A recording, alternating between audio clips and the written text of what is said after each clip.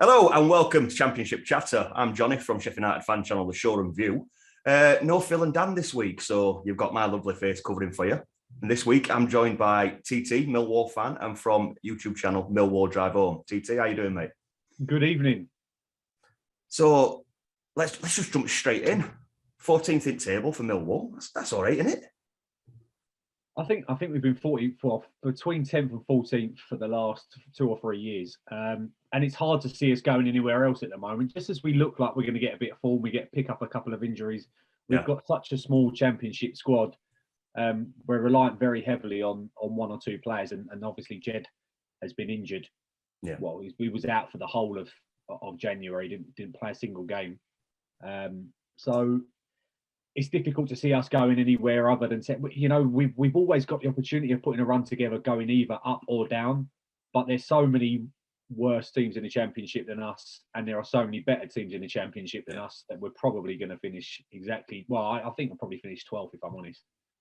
So do you think Millwall are in a state of perpetual limbo season in, season out then? Because in my view, you're too good to go down. I've seen you when you've been in League One before, and you've always been too good for that level. But you flirted with playoffs before, and then it seems to be stagnate for a while. Then you can go one way or other. Are you stuck in a perpetual limbo from now on, do you think? It's so difficult with the fact that we just cannot compete financially with the teams around us. So we're reliant on having a good run, because any team in the Championship can have a good run. Yeah. But it's just putting those back-to-back wins together. And at the moment, we just cannot do that. Saying that, we don't normally put back-to-back losses, although we just had 3 defeats in a row, but we don't normally do that. We win one week. The best example of it is that we have a fantastic result against West Brom on Saturday, where, to be fair, West Brom are in free fall at the moment under Valerian Ismail, so they were always going to go get rid of him. But we had a great performance against them, and then an absolute abject, defensive performance against Preston at home. To be fair, who came for a point and got exactly that, could have nicked it with a penalty. But we are one of those clubs that it's unlikely that we're just not going to be able to invest so we just need to put a run together. And the thing with the Championship is it's such a overused term, but so any team can beat anyone on their day, other than Barnsley, or absolute but anybody else can beat that, because they're just the Championship's full of teams that consistently. There was a question that I was asked in terms of what's the Championship like in terms of standard. Is it a weak Championship? It isn't. It's a standard where teams set out not to lose predominantly, and then they go and try and nick it. So it actually is not normally the most entertaining of leagues to watch. If you watch most of the games on Sky, very few of them have more than 2 or 3 goals in it, because teams set out to hold shop. And the fan base at Millwall are pretty much, they look at it and think it's just us. We do it, and we're defensive minded. And our manager, obviously Gareth Rowett, is very known for being defensive minded. But I think that most teams in the Championship set up that way, with the odd exceptions. Fulham are an obvious exception, but then they've got so much money in that team, that they've got the ability to be able to put attacking players on the pitch. I mean, you spoke about Fulham there. I think they're probably I think we angered them by beating them 1-0 at their place. Since then, they've had face on, and they just keep sticking 6 or 7 class teams. So, as you've said, they've got those players there that are match winners in and out. But you mentioned about it being a weak Championship. The way I've seen it is, it's weak in the sense that every team's got a squad full of players that are defensive minded, and then 1 or 2 attacking minded players. So as soon as a team loses, say, a striker or an attacking midfielder, their team's done for goals because they haven't got the backup to put them in there, because they've wasted all the transfer budget on this one talisman. So I'd say it's weaker than it were 3 or 4 years ago, just for the sake of, it's a very bog standard squad, add 2 good players. And that's pretty much the same in every team, nearly. It does. The best example of that was a few years ago when Hull got rid of Bowen. Yeah. They went from being a decent side to getting relegated, and I don't think they won a game without him. They can have that effect. Obviously, if you take Mitrovic out of Fulham, are they the powerhouse that they are? They probably aren't. So you're relying on the team, the squad, to like I said, to set up, not to be beat. And pretty much, there are some good footballing sides in the league. Coventry are very good. Yeah. Side under Mark Robbins. They play decent football. Luton actually play some decent football. But then those teams tend to be inconsistent. So one week they'll look really good and win 3-0, but the next week there's a good chance that they'll lose 3-0 because they're playing open, expansive football, and they'll get caught on the counter-attack by teams that are setting up to do just that. Because I think the management and the scouting in the Championship is fantastic. Teams know exactly what they're going to face, so therefore they can predict what's going to happen. They can train for it, and it takes the anomaly out of the game.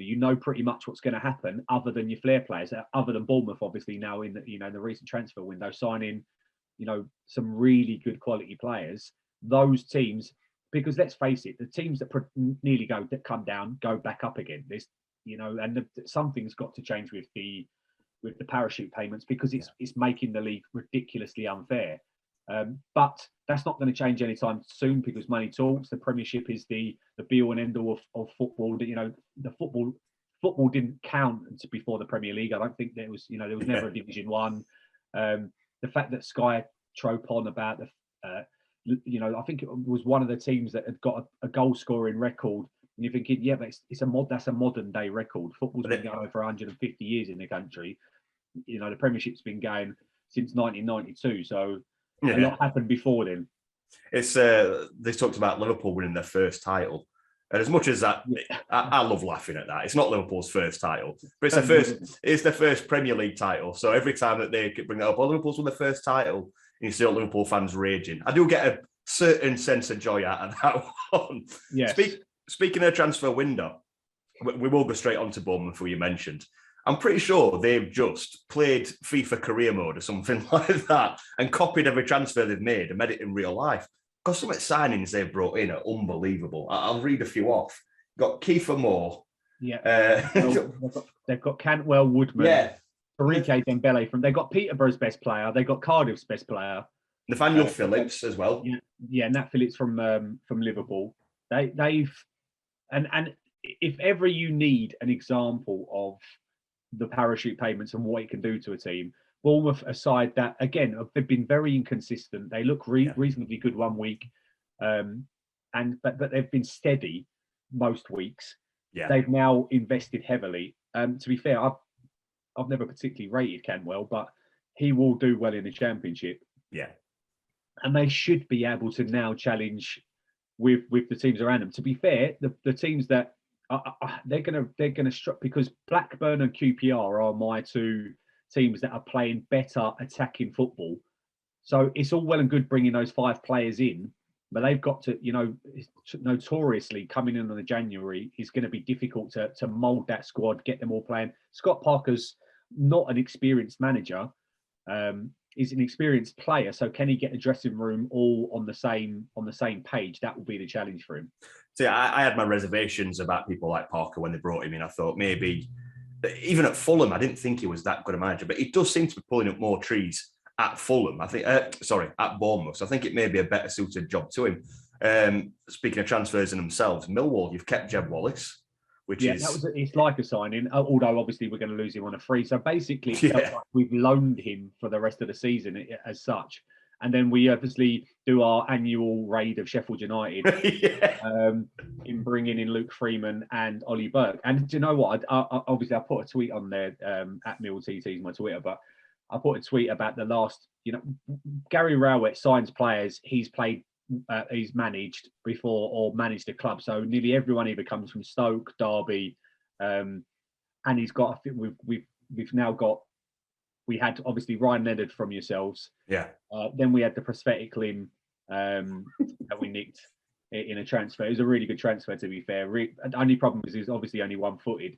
That joke's gone over so many people. It will do. And then we've got Ollie Burke and Luke Freeman. And to be fair, Ollie Burke, I didn't know the hatred. Ollie Burke is not liked at your place whatsoever. I wouldn't say it's so much hatred. What it is with Ollie Burke is his first 4 games in the Premier League, we thought we've got some player here. He were running on, he were making brilliant runs, getting into space, and we just couldn't feed the ball to him. There were 1 or 2 instances where against Arsenal, he was through on goal, David Luiz pulls him back, I can't remember whether they got a red card or not, but that happened 2-3 weeks. Is that we've got some player here, and then he did get the ball through to himself, and he did get in front of the goal. And it's a good thing there were no fans in there because he got away with blue murder. Because every time he hit Rose Ed, if there'd have been a fan there, he'd have launched it back at him. I've never seen a player so fast that his brain works quicker than his legs. It's baffling at times. So if you play him up front, you're in for a world of hurt. Stick him up wing. That's my best advice for you. That's where I think we should play him is on the wing because he can leap as well. He's got an absolute jump on him. Yeah. But players like that seem to come to the. Ryan Leonard wasn't very well fancied at Sheffield United either, and he's to be at stages he hasn't been very well liked at the Den. But he is someone that's really kicked on, and when he gets a run of games, and maybe Ollie Burke, we're a fan base similar to yours that you're going to hear what we think. Yes. So he may well be a confidence player, and if we get on his back, he might well shy away like he has done at Bramall Lane. But Luke Freeman is another enigma that was fantastic at QPR. Yeah, has gone to you, has flitted in and out and not really contributed, but potentially, he's been someone we've cried out for, an attacking midfielder that can unlock defences. I certainly wouldn't be playing him on the wing. I'd be playing him in the number 10 position, just behind Benica Fobe, who is a very good striker, although his touch was absolutely shocking on Tuesday night. But we've got the makings of a good squad for the end of the season, but we don't have enough to be able to get to the playoffs. But at least I feel like we've got good home games left and very difficult away. So obviously next Tuesday we've got Fulham away, so that's going to be an interesting. Let's hope we don't concede 6. Yeah, I mean, I'm looking at your next 5 fixtures now: Fulham away, Cardiff at home, QPR at home, Blackburn away, and then just to finish it off, Derby at home. We're fighting for their lives. Yeah, and well, we if you want to talk about Derby, they're a club and a team that I've read a lot on Twitter about. Wouldn't it be a lovely fairy tale story if Derby was? I don't know if I can swear, but absolute fuck that. They're a yes.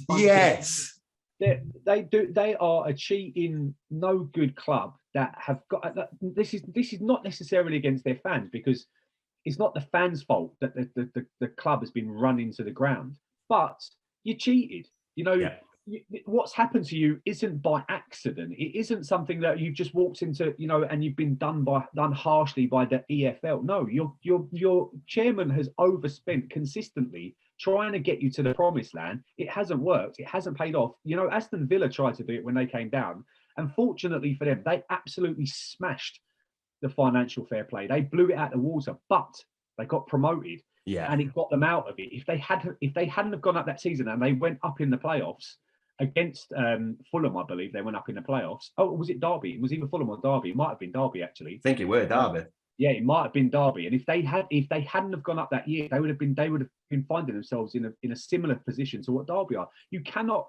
It's all for teams like Millwall that try to do things. We've got a chairman that lives within his means as much as he can. Obviously we still lose £7 million a year, but on the grand scheme of things, that's it's pittance in terms of the money in the Championship. But he's still losing that every single year but that's coming out of his pocket, and he's trying to keep us going. Whereas Neil Morris at Derby is absolutely just rinsed it.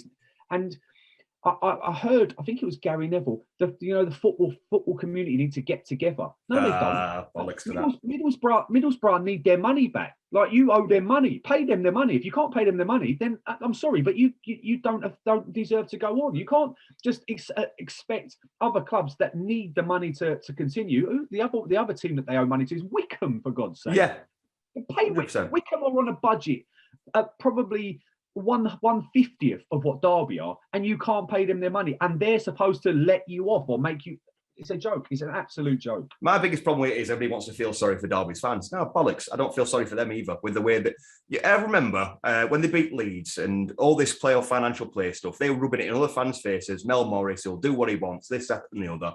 They were chanting when we played them there. They beat us 2-0, and everybody would think they'd won league, but they were. Oh, has he stole your room? Yeah, I have. Probably got spellings as well. He's got to do his spellings before he goes to bed. I'm a harsh dad. I'd tell him to cut that, but no, leave that in. You can embarrass him live on camera. Yeah, I can embarrass him. I can embarrass him. You don't get head boy at your school for nothing. He's got to work hard. But yeah, as I was saying, they were singing, I think it was "fuck the EFL," and we were replying with "pay your fucking bills." Because then it's just the arrogance of it. They think just because they're Derby, we were founding members. It means nothing now. And to me, I'm going to get a lot of hate for this. I hope they liquidate, and I hope they have to start again as AFC Derby down in doldrums. That is harsh because, like I said, the football club deserve to go on, and the fans aren't to blame for what's happened financially behind the scenes. The attitude of them, yes, is a little holier than now, and will fight to the end. Derby County will fight to the end is probably one of the most laughable chants in the Championship. I haven't known Derby to fight anything, to be honest. But Wayne Rooney has done well in terms of getting them to, have that backs against the wall, the world's against us. Let's go out. That very similar to Millwall's kind of attitude. Yeah. But they've got themselves in this position. It's not through, it's not the fans. Like I said, it's the club, and the fans can only do what they can do to try and help. That the fact that they sold out the game on Saturday that's what you need the fans to be doing. The problem I've got is why haven't they been doing? Your club needs money. Yeah. It's all well and good doing that once, but if your club really needs that money, it's good. Having a march or whatever they did to get behind your team and see if you can do it that way. But I'm a little bit more reticent to you than to have a go at the fans because it's not their fault that they're in that position, because there's too many owners that come into football for completely the wrong reasons, and that is why the EFL do not do their checks and balances. That is why you get the chance about FDEFL and you get that. However, clubs have a responsibility to ensure that they do the due diligence. Exactly. It's all well and good blaming other people, but it's your club that's been sold. Mike Ashley is a good example at Newcastle. They hated the fella. He was obviously doing it to make money. He's now sold it for a big profit.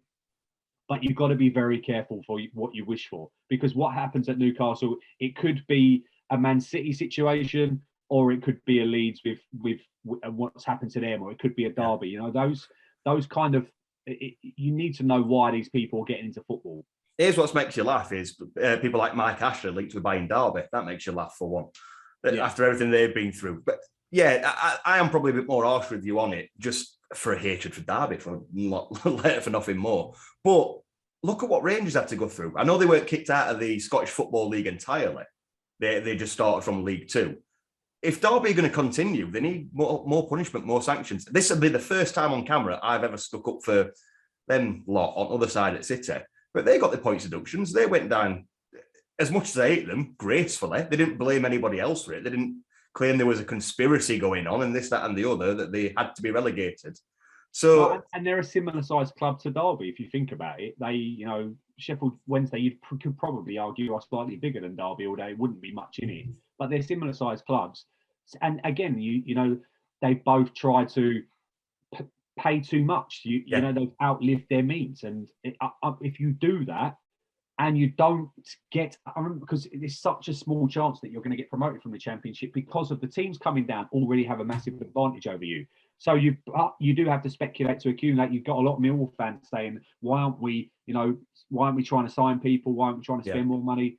Because we don't want to be in that position. We don't want to be in a position where we can't afford what we're doing. And that's where they've got themselves into trouble. Moving away from Derby now, I mean, if we look at, very briefly, I'm just going to touch on top of the league. Blackburn Rovers, we mentioned them earlier. I had them touted to go up through playoffs, and they looked like they were faltering for a little bit. But they're looking like a team that could surprise a lot of people. They're everybody's dark horse at the minute to nick that second place point. Do you think they can hold out, or do you think they're doomed to sink? The funny thing is that if they're everyone's dark horse, are they no longer a dark horse? Because this is what I was saying the other day. Yeah, I believe that they've, what's impressed me is that they've not had Ben Bertrand Diaz, and they've still kicked on. They've still continued to. They play good football. They've got a good structure. We were talking about, getting that balance right in that they are difficult to break down. They're solid, but they have creative and attacking players going forward. And you need a striker. You know, if you put a 25 goal striker in nearly any team in the Championship, they're gonna get to the playoffs. Yeah. End of story. They just will. If you can get someone that puts the ball in the back of the net consistently, because nearly a striker will have 2 or 3 chances a game in the Championship, and we all know that, you know, you walk away from Bramall Lane and you walk away from the Den and you're thinking, if only we took that chance, if only we took. You needed it to be clinical, and that's what Ben Brereton Diaz is doing at Blackburn, and that does make a difference. So yeah, I do believe that I do think they can hold out. I do think they have enough, but it's, again, they haven't got such strength in depth, so they need to be concerned about getting injuries. They need to staying fit is what really will keep them up into that position. We've looked at the top, looking at the bottom. I think we can all agree that it's bye-bye Barnsley. They're gone. Barnsley, absolute toilet. They're dead. Do you know the thing that I saw last night, where they played against Cardiff, a team equally struggling, and more than anything, because obviously Steve Morrison is now in charge of Cardiff, a recent Millwall legend, and epitomises what it is. He knows what it is to be, you know, a Millwall player. And that attitude you need to lead a dressing room, and everyone knew that he'd be a decent coach. We don't know how far he's going to go at Cardiff, but you know, Cardiff won 1-0. I think Barnsley scored in injury time. It was ruled out, and there were a little bit of a fracas on the sideline. Yeah. And as they were walking off, I think the assistant manager for Barnsley banged into Morrison, and they were having a bit too. And about 6 Cardiff players run up to defend their manager. Yeah. The Barnsley players just walked off. Yeah. And I think that little things like that shows you where the fight is. And you need to fight when you're at the bottom of the Championship for everything. And they just didn't. And that says, other than the fact that, you know, we went to Barnsley, we won 1-0, me and my boy were up there. And the place is flat. The place is absolutely dead. It's just been the life has been sucked out of the fans, because the fans are vociferous. You know, they're a good bunch of fans, the Barnsley fans, when they get going. You know, they're when they're winning. Well, most clubs are like that. I don't necessarily think if they need to be winning, but but there's no energy there. There's no life. You know, the players need to go on the fans, and the fans need to go. It's really difficult at Barnsley, and they just aren't getting. They have nothing. It just seems like a place that's set for, okay, we're a team that bounces like the teams from the Championship to the Premiership. There are also teams that go from the Championship to League One. Like, we're going to get Rotherham back probably at some stage next year. It's just a matter of time. Yeah. And Barnsley will be back playing in League One, and then they'll probably do really well down there, because that's what they do. So yeah, I can't see Barnsley staying up. Derby, I wouldn't rule out at this stage. I would not rule out at this stage, because they have a manager that's, like I said, knows how to fight. He knows how to get that dressing room going. They did get beat quite convincingly last night against Huddersfield. You know, it's 2-0, and you need to be picking up points. But Huddersfield's a tough place to go. There's no getting about that. They're going to have to do well in their home games. But I think the first half against Forest, it wasn't Forest. Who did they play on Saturday? They had. I'll tell you in a second. Oh, I can see it in my head. No, it was on Sunday, wasn't it? They played on Sunday. Yeah, they drew 2-2 with Birmingham. Birmingham, who are the worst team that have come to the Den this year. We got them tomorrow. Yeah, they made Birmingham look like a really good side. Yeah, and, you know, they just they couldn't break them down, and every time Birmingham attacked, they looked like they're going to score. And that's what teams have done in the Championship in terms with that.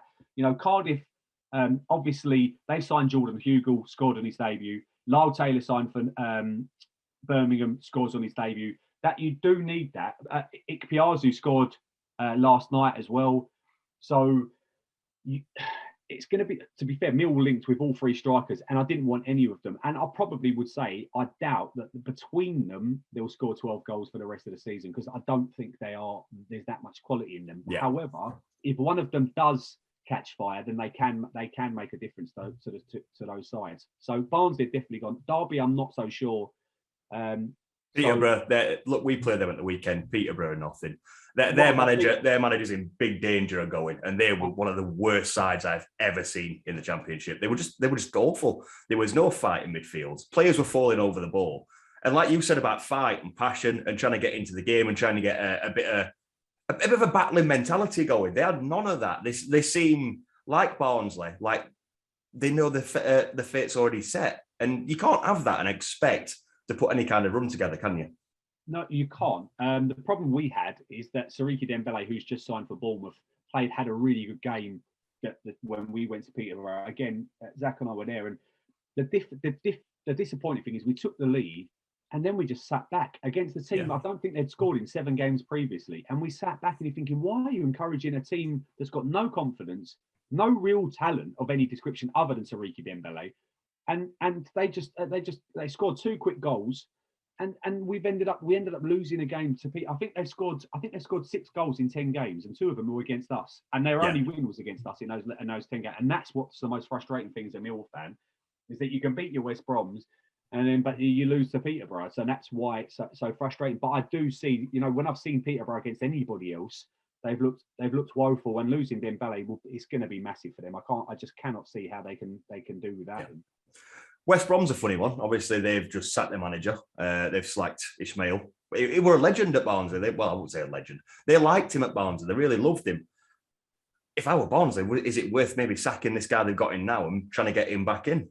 Well, Barnsley have got to do something, because at the moment they're going down. But, I don't know, would Valerian Ismail want to go back? He's someone that's got a very high opinion of Valerian Ismail. He's the kind of guy that I can imagine spends a lot of the time in the mirror telling him how great he is. But he was so. It was one of the first times I've had a team.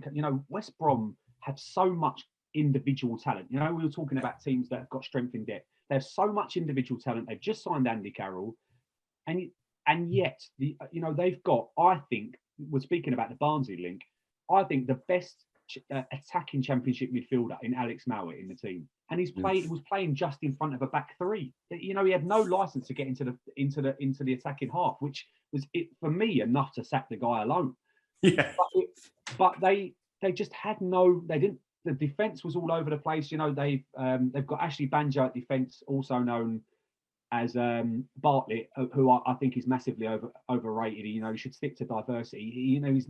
He's tall, but I don't think he's a very good defender at all. And he's supposed to be the leader. And he's someone, once things start going wrong, head straight down. His head's down. And the moaning they've done to the referee, but they really were very, very poor for a team I expected to come to the Den and the way we'd been playing. I expected them to give us a good game, but they had to sack the manager. I was surprised it took 4 days for them to do it. I thought, the fact that the West Brom fans, the Bailey's fans, were singing "Sacked in the Morning" before we sung it, which is very unusual. We're normally quite quick with that, but you don't normally get sacked in the morning by all 4 stands in the ground. But it happened on Saturday, and they're a team that it needs to turn around quickly, because I don't think you can't place it all on the manager, because the players have still got to play. But the way he was playing, everything just went. Look, like I said, they got such quick attacking players, and they just kept pumping it long to Andy Carroll, and you just think. Yeah.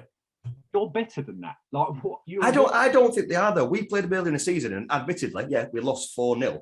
I have never seen what a team play so badly and win 4-0. Yeah, it was madness. We were awful. We just lost Ramsdale.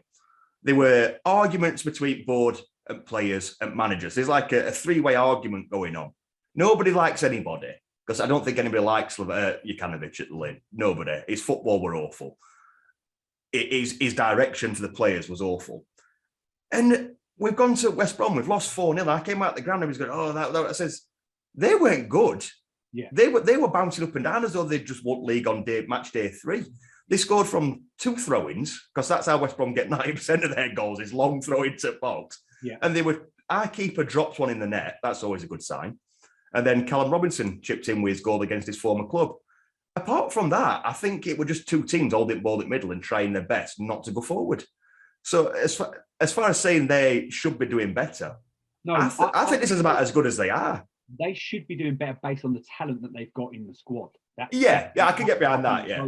So if a manager comes in with talent with ability to get them going, and I think they've just got Steve Bruce, so that goes out the window. You know, like how in anyone's mind, and I think I've just put a poll on Twitter. Let me just check whilst we're online. I put because Gary Rowett's not very popular at the Den. He plays very defensive football, but I've literally put Rowett or Steve Bruce, and Rowett's got 68% of the vote so far. I think that says it all. And that says it all. Of why you would think that football dinosaur can come in and like I said, the attacking players that they've got, harness those kind of players. It just is absolutely baffling. It's madness. Baffling. And that's what you've got to be careful what you wish for. So you want a management change. Yeah, it works really good at Nottingham Forest. You get rid of a dignified, good manager in Chris Hughton. It just weren't working. Yeah. And then you get in Cooper, who is a good coach. He's a good manager. And he's come in and turned them around. That does make sense. But to get rid of Valerian Ismail, who they needed to get rid of, but then to bring in Steve Bruce, seriously, that's a baffling decision. I can see there being not so much riots, but look how irate West Brom fans were the other week, just before Ismail got sacked. Imagine how they're going to be now being grooted by Senor Cabbage himself, sat in dugout. There's going to be full-on people losing their mind because they've gone from one arrogant manager to one who's arrogant enough to say, right, I'll sign for your club, but I'm not coming and joining you till after I've finished watching cricket, like it did with our neighbours when they signed him. It baffles you. It's not going to be accepted. But there is a Greggs right outside the Hawthorns, and I think that might have been enough. That might be motivation enough for Steve Bruce to really kick on and show that he's not past it, that he's got more. And some of those passport the Greggs queue when he starts typing. A steak pasty really can liven up the senses. So maybe that is the thinking behind that appointment, because otherwise it just really does not make sense. Like I said, the best thing I heard at the weekend, we're playing West Brom. It comes out on Sky Sports. The game was marred by crowd violence. So obviously it's at the Den. Everyone assumes, what have Millwall fans been upset? No, it was West Brom fans throwing 3 flares and a chair, a seat. They broke one of our seats and threw it onto that. I hope we build them, by the way, but threw it onto not that. I'd have thought that they made chairs at the Den indestructible by now. Yeah, but to be fair, it's the away stand, so we're not. They're normally better behaved than that. But you crowd violence, but obviously it wasn't from the West. It didn't state that it was from the West Brom fans, and we know it because no one likes us. And you know what? We don't care. So Sky Sports, say what you want to say, because we know what happens. We know what it's like at the Den. So, but that shows what kind of attitude that the West Brom fans had towards Valerian Ismail, and now you got Steve Bruce. So brilliant, isn't it? Right, before we bring it to an end, there's a few quick fire things for you. We're both going to nominate a person, or a team, or a performance. First, we'll start off with a star of the week. So, looking at the past week's fixtures, starting from last Saturday all the way up until now, who would you say is the Championship star of the week? I know it's but goals win matches, and Dykes for QPR gets 2 bags of brace, albeit against a really struggling Reading side, who I think actually will be another team. I think they will go down unless they sack Paunovic. I do think they could go down with their 8-point deduction. But I think that, Dykes, I think he's a striker that on form scores goals. He misses more chances than he scores, which can be frustrating. But like I said right at the start, you get a player that can put the ball in the back of the net, and for me, he fully deserves the star of the week. For me, I'm going more of a different route. I want to pick Nathan Jones just for his celebrations at Swansea after they beat him, jumping in with the crowd. Any manager that has that kind of passion, it sends me for a big wobbly one. It gets that football sentimental side for me, and I love anything like that. Me. No, I agree with you. But I think if Gary Rowett jumped into the crowd, quite a few of the fans will throw him back. So it'd be celebrated by some and thrown out by the others. So he's probably not going to risk doing that in any kind of meal or away end. Although if we get one at Fulham, he could crowd surf, because I'd make sure I'd carry around him on my shoulders myself. I'm going to be keeping an eye out for that now. 1-0 win with Millwall. Just you carrying him around. Listen, I'll go on the pitch. I'll carry Gary on my shoulders if we manage to beat Fulham. Moving on from star of the week, do you have a div of the week? A div as in a, like... Just any kind of idiotic behaviour, poor performance. It's Valerian Ishmael. Yeah. Because he's got to be... You know, like I said, you come to the Den, and I know it's easy for me to say as a Mill fan, but to set your team up, and, you know, when you hear the comments that he's made about the previous games, and I've really expected, because you've got to buy into some things what the manager's saying, and I really expected them to come to the Den with a bit of fight. But the best example I can give is they were 2-0 down with about six minutes of normal time to go.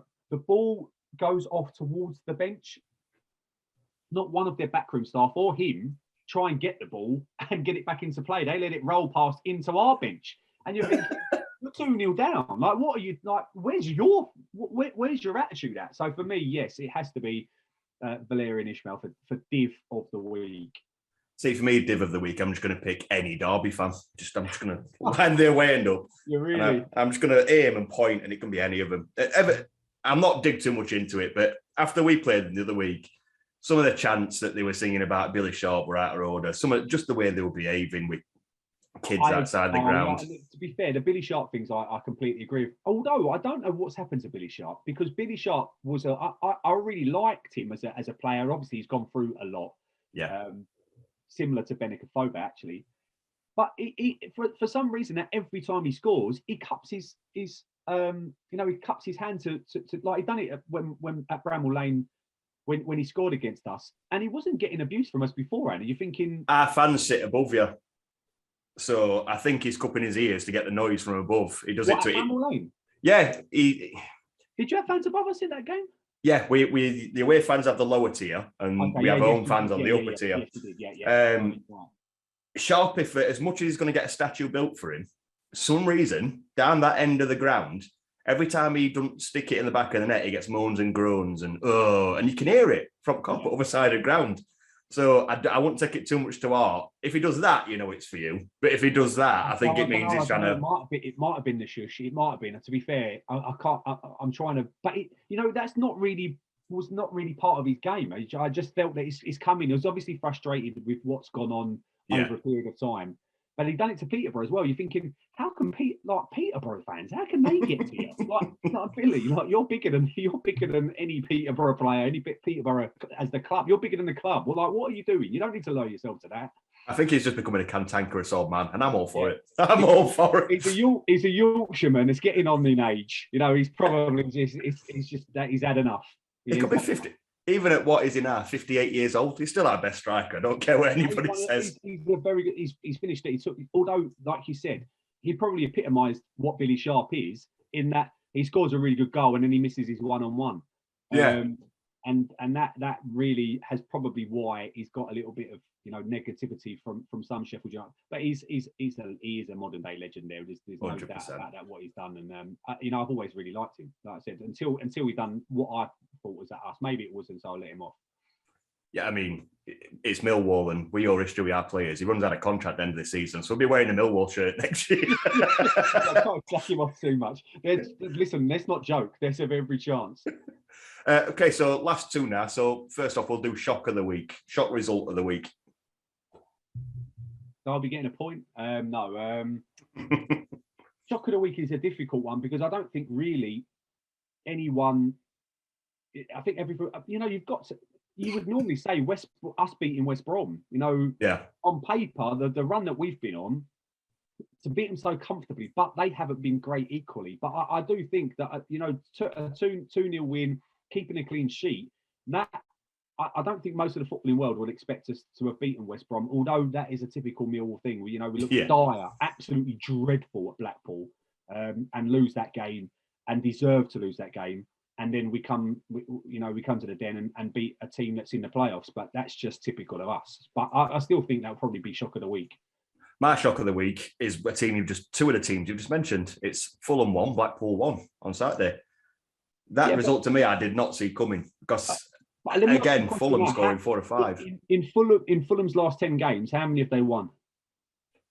Putting you on the spot.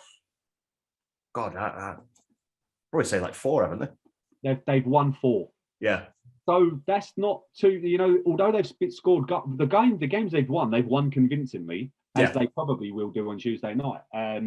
But they do draw a lot. In that same time, they've drawn 5 games. So they are a team that and Blackpool played, to be fair, like I said, they played us off the park, which isn't hard sometimes when we set out so negatively. Yeah. So Blackpool are not a bad side. I'd agree with that, but one of the things Blackpool do have as a weakness, and you've seen it against when Middlesbrough came back and beat them 3-2, is if you attack Blackpool, they do tend to crumble. And with Fulham being the attacking team they are, that's why it's my shock of the week. Yeah, I think the fan dying, the fan incident really... That's true. That's true. It can have a massive effect on the crowd and the atmosphere. I remember once it happened when we were playing Northampton in League One, and we were all there and we were winning 3-0. Comfortably. It looked like it could be a game where we were going to score 6 goals, but the game got stopped on about 70 minutes, and it just felt wrong to start it again after what happened. And so I think maybe that had something to do with it. And let's not take anything away from Blackpool, because they are a good side. They can put passages of play together, and of course it still was against the run of play. But yeah, I agree with you. Get Blackpool. If you'd said at the start of the season Blackpool drawing at Fulham, 100%, I think that would be, a shock of the week. Of any week. See, for my result of the week, you brought up earlier, I've picked Millwall 2, West Brom 0. Yeah, that's just one that stands out from any coupon buster, really, isn't it? As bad as they are doing at the minute, and like you said, it's such a Millwall thing to do. Yeah. You expect it maybe to be a 1-0 Millwall or a 1-1 or something like that, but 2-0 against West Brom at home. And from by the sounds of it, what you've described, comfortable win as well. And it really was. That West Brom had the first 10 minutes of the game, and after that, it was just all us. And that very rarely happens. We probably, if we'd have scored 3 or 4 goals, it wouldn't have been undeserved. Ollie Burke, funny enough, had a great chance and didn't put it in the back. There's a shock. He somehow managed to hit the goalkeeper. But for me, if you score 4 goals in the Championship, you've done well. But my biggest shock was Cardiff beating Forest. My biggest result of the week was Cardiff beating Forest, because Forest, although they are overrated in my opinion, they came to the Den and we should have beaten them. We had a glorious chance in the 92nd minute where Benica Fobe gets the ball 6 yards out. It's a cross on the right. He's just got to tuck it in, and somehow Samba makes a really good save, and he's good at that. And then they go down the other end. Literally, 94th minute, we try quick throwing to try and win the game. They end up scoring with a bundled goal by Lyle Taylor, and so then they are overrated. But for Cardiff, that's 2 wins on a bounce for them. Under Steve Morrison, they need to have a little bit more respect put on their name. But beating Forest, I feel like that was the result of the weekend. And lastly, before we leave, I'm going to put you on the spot, and we're going to do it with 0 context. So just 1-word answers. Who's going up top? Fulham. Second? I'm going to go Blackburn. And who's winning playoffs? Playoffs are just an absolute they're a nightmare, aren't they? They are, because any team that's up to 14th can potentially get into the playoffs. Who do I not see? That is so tough. So in the minute you've got. So what I'm going to go a little bit left field. I'm not going to say Bournemouth. I am going to say QPR. Because if they can keep their attacking play going, they are an exciting team to watch. So I think, QPR, if they make the playoffs, they have the potential. They've got a good manager under Warburton. So I'll say QPR. I'm sure what they'll do here at Pitch Now is they'll put your predictions onto the Instagram page, and if they don't, they should do. There's 3 ideas here. And the next fan who's on next week from a different team, they'll get their 3. And we'll see how you all end up at the end of the season. So completely different 3. Anybody we all pick, it's going to be completely different end of the season. It'll be Middlesbrough top, QPR second, and I don't know, Coventry winning playoffs or something. The something. worst thing for me is I've just promoted Fulham and QPR, the only two teams that are nearly within 3 hours of us as a drive. Because this Northern Championship is an absolute ball ache for the car. Me and Zach, because obviously we do the YouTube channel that we do is a Mill Drive Home, where we drive home from games. Nearly every game's a minimum 3 or 4 hour journey. This is what we were like in the Premier League. Everything's in London. Yeah, I know. Yeah, but we're never going to get to the bloody Premier League. So it's no good for us. So we just end up having to play. I think we had 3 games in Sheffield. Within I think it was in 10 days. We was at Barnsley, was at Sheffield, was at you lot at Bramall Lane on a Tuesday night. That we won, I'd like you to remind you. But we had one of yours on Cotwears, Kev Kempster. Him, don't you? I saw him the Saturday afterwards, because I really enjoyed your video of that actually. But yeah, it was good to it was a good win there. But I think we had 3 games in Yorkshire. It's just such a Yorkshire, like a northern dominated league. We've got 2 games. I think we've got Blackburn and Preston to go, which are 5 hours. We've just done Blackpool, which is 5 hours. You've got Middlesbrough. You've got all the teams in Yorkshire. You've got the teams in Wales. Honestly, other than, I think the closest ones we got to us, other than Fulham and QPR, are Reading, and that's a 2 hour drive.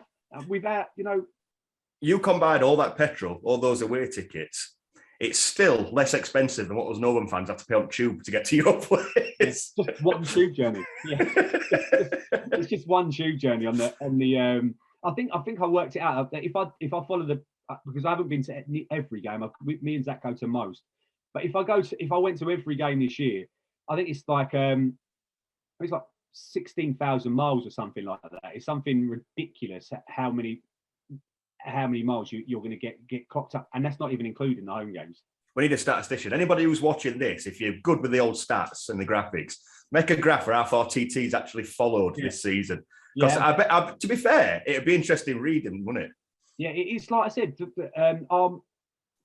We've got Fulham, QPR, Luton, and Reading are the 4 that are under 100 miles. We've only got 4 games that are under 100 miles. Peterborough's the next 110, but then it just goes like to the fact that Coventry are 6th on our list. Coventry, and that's in the Midlands.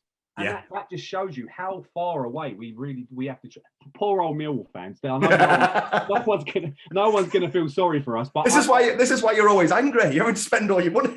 We have to. Yeah, and to be fair, me and Zach don't normally stop off either. My son's 10, by the way, if anyone wants to know. But and just watch us, so you'll enjoy our absolute Millwall biased content. But but yeah, it's just it is one of those leagues where any team can beat anyone, and we as a Millwall fan, we know that other than Fulham, actually, I think Fulham will beat us because we've been notoriously terrible at Fulham. Anybody else doesn't like playing Millwall. They're like, the amount of times we hear fans, you watch other fan zones or fans coming away and they're like, how did we lose to Millwall? And you're like, yes, I know no one likes losing to us because we play dead football a lot of the time, but we've absolutely shit house the 1-0 win. But we do that very effectively. So yeah. If it works, it works. And that's what you got to do as a football team to get 3 points on board. Yeah, it does. But we get criticised, obviously, because our away attendance isn't up there. But you're thinking, of course it's not going to be up there. We have a low set of fans, but it's just like I said, so much of the football is so far away from the den, which does not help us whatsoever. But that's enough of me ranting and moaning about it. And I've just, like I said, I've just promoted QPR and Fulham. So we haven't even got those 2 to go close to. Although I've got to say QPR is probably the worst away it's horrible in the world. It's just dreadful. It's just surrounded by. It's like one big council estate with a small ground camouflaged into it. But even within the stand, the irony that we wait so long to go back to football, and the first game we could be socially distanced. Again, you end up in the away end at Loftus Road, where you're basically standing on, just to get into the concourse, you're sitting on each other. It's a piggyback stand, isn't it? Because if you're one row behind somebody, as soon as you lean forward, you're on his back. Yeah, you are. But like the concourses, and it's just such a shithole of a ground. There's no getting away from it. But it's got a good atmosphere most of the time. Yeah. Which is what you want in football. Any ground that's got an atmosphere is where you want to go. So don't go to Barnsley. And on that note, we'll leave it there. TT, if anybody wants to see any more of your rants or your Millwall bias content, where can they find you? Yeah, to be fair, a lot of the fans will say that I'm not actually that biased. I try to. We review every game afterwards. It's normally 10 to 12 minutes of content. Me and Zach break down what's happened. Try to be as honest as possible, but that's on the Mill Drive Home. You just type in Mill Drive Home or Mill TT on YouTube, and we review every game that we go to, which is pretty much all of them. And on Twitter at Mill TT, and Instagram is, I think it's Mill. I don't actually know what it is. I think it's TT Mill Drive Home. But normally, I think my daughter set it up, and I just go on it every now and again. Just to make sure that the abuse isn't too much. Yeah, it's weird because, to be fair, I don't know, maybe because me and Zach do it, but we don't actually get that much abuse on it. So because we try to be as honest as possible, we're just honest football fans, and we'll need more of that, I think. It does. But obviously, you're going to be biased. Sometimes you see things differently to other fans, but if we like Blackpool deserve to beat us, I'm going to say it. I'm not going to turn around and go, "Oh, we were hard done by it." And what I can't stand, and no team in the Championship should ever say it, is, "Oh, we should win this game." No, I hate that. I hate that. You really shouldn't, because no team in the Championship should be beating anybody. You've got to earn the right to win a game in the Championship. And if the fans are turning up like that, sometimes I think the players do. And if you do that, that's where you get Fulham 1, Blackpool 1, because you don't take it seriously. You're not going to win the game. And that's the beauty of the Championship. And sometimes the boredom of the Championship, because sometimes it just, how many times have you walked away from the game in the Championship, you've gone, we cancelled each other out? Yeah. Because entitlement in the Championship is left, it should be left at the door, because any team that comes in with that tends to suffer. Yes, it does. And like I said, we said it right at the start, but any team on the, put in a good run, they can go up the league. They really can. And that's why predicting a playoff position, even when there's 4 teams left in the playoffs and they're actually doing the playoffs, picking one out of the 4 is a crapshoot. Literally could be any one of the 4. So even when you've only got 4 left, and at the moment, like I said, anyone down to Mill, if we put a run together, you still couldn't rule us out, even though I don't think for a second we're going to do it. There's only one guarantee in a playoff game. If Sheffield United are in it, they're going to lose it final. Well, yeah, you haven't. But we had that. We had, I think, the first 6 playoff ventures. We never even made the final. Yeah. So the playoffs have suited some clubs. Some clubs have a great record in there. But yeah, Millwall and Sheffield United. Although we've won twice in the playoffs, both from League One, we've never done it in the Championship. We've never won in the playoffs in the Championship. We've never got to the playoff final in the Championship either. So I don't think this year's going to be it. I don't think it will for us either. We've got 3-4 games in hand. I still don't see it happening. I could mutter along with Championship all day. It's been brilliant having you on, TT.